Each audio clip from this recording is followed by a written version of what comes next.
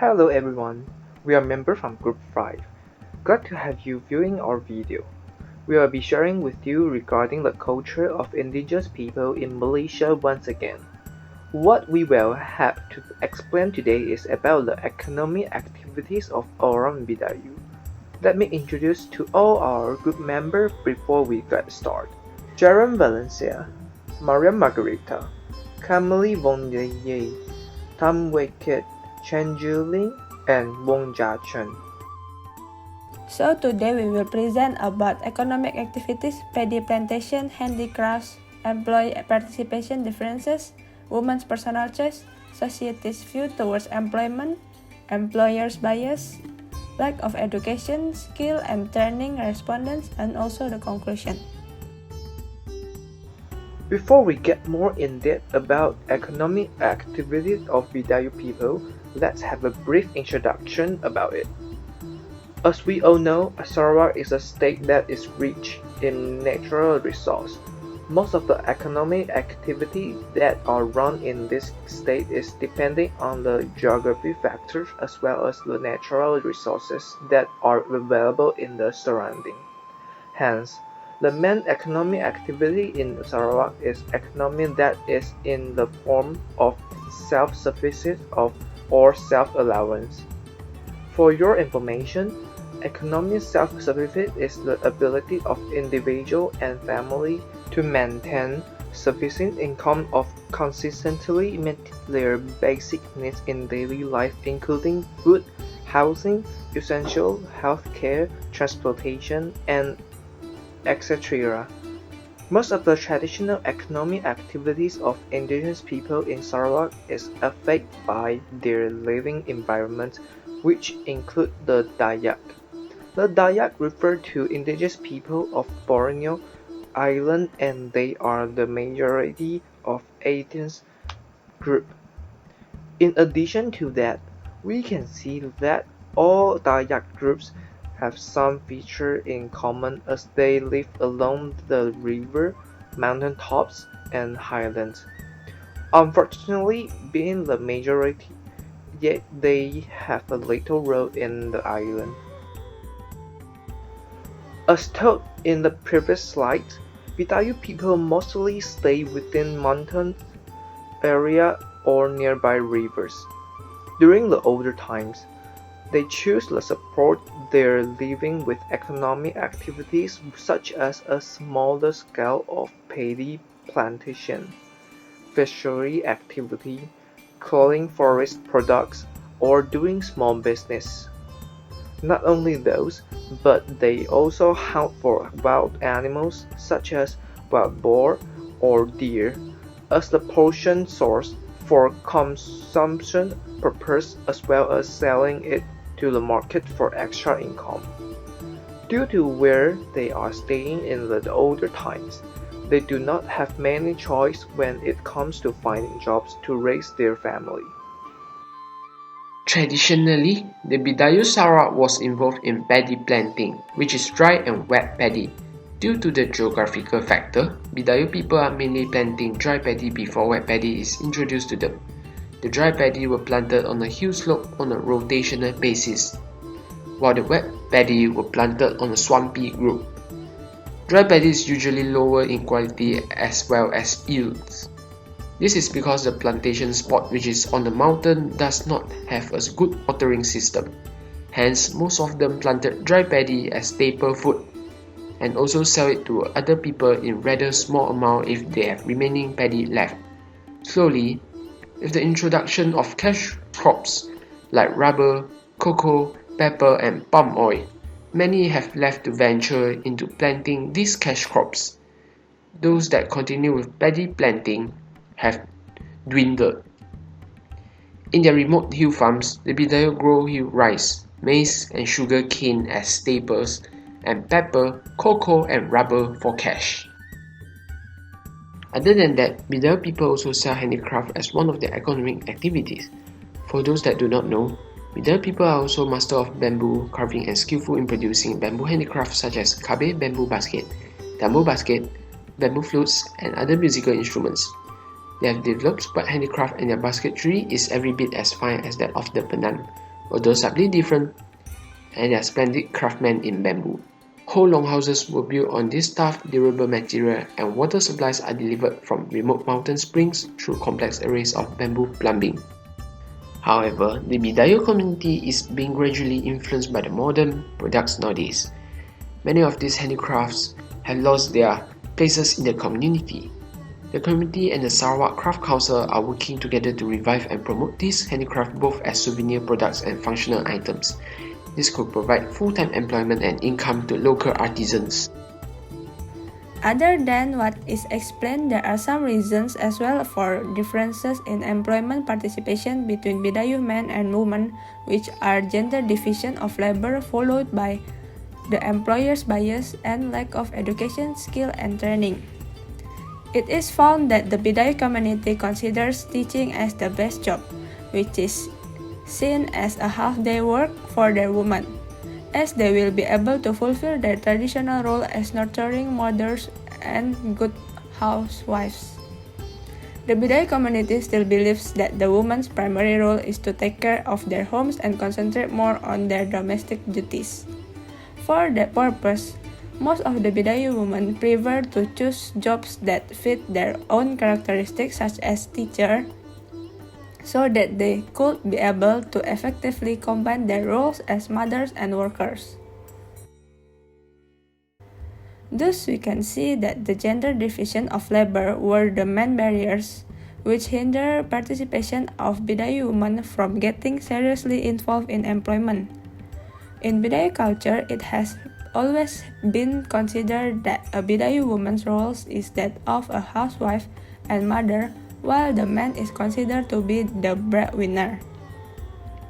Therefore, Bidayuh women do not need to earn an income, whereas men do. Because of this traditional division of labor by gender, few conscious efforts have been made to enable women to qualify for positions and to seize opportunities besides those tasks in the domestic spheres.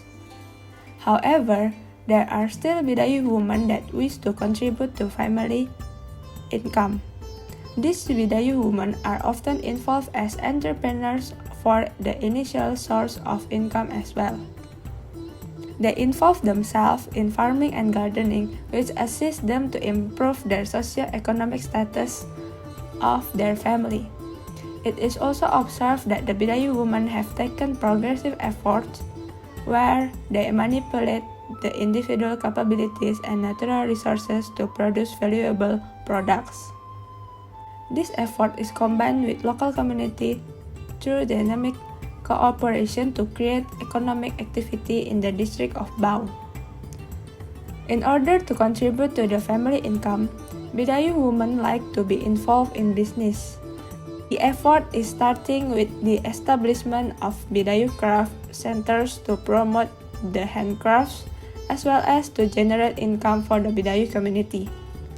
The women's involvement in agriculture and farming or small-scale business are considered as positive efforts to enhance the family income. Women's economic participation could expand their ability to make decisions in the family and would play a key role in the empowerment of rural women in the Bidayuh community. In order to understand more in depth about what is discussed, we will explain in a more detailed manner. For Bidayuh women who have job, two sub-themes explain for the participations in employment, which are women personal choice and society view towards employment. The first one, I will talk about women's personal choices.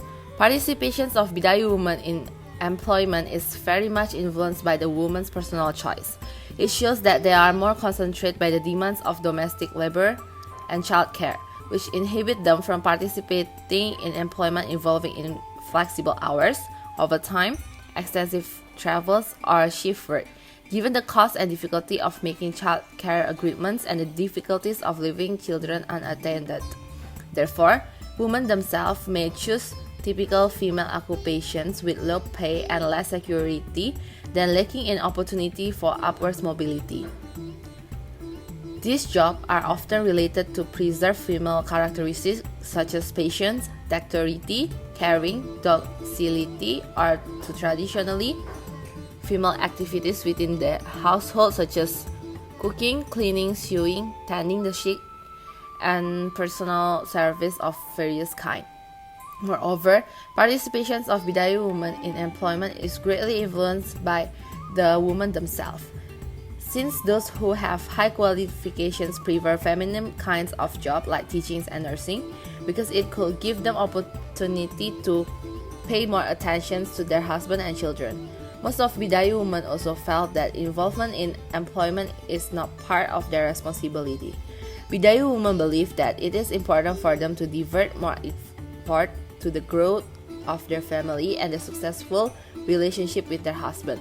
Therefore, it is difficult for them to be involved in technical jobs which require greater commitments.